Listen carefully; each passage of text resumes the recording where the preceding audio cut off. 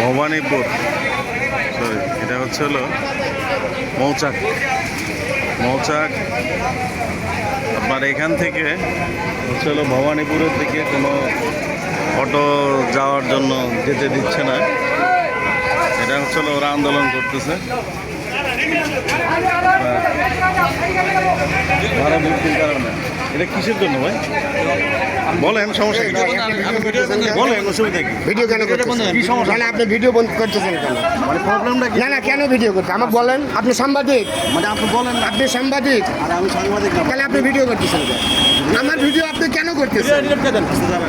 আমি চাকরিজীবী ভাই, আমার না না, আপনি আমার ভিডিও আপনি কেন করতেছেন? কি সমস্যা এটা আমার অফিসে জানাইতে হবে। আবার কি সমস্যা আপনি জানাতে লাগবে? আপনি বলবেন যে আসতে এদিকে যাওয়ার ভাই ওটা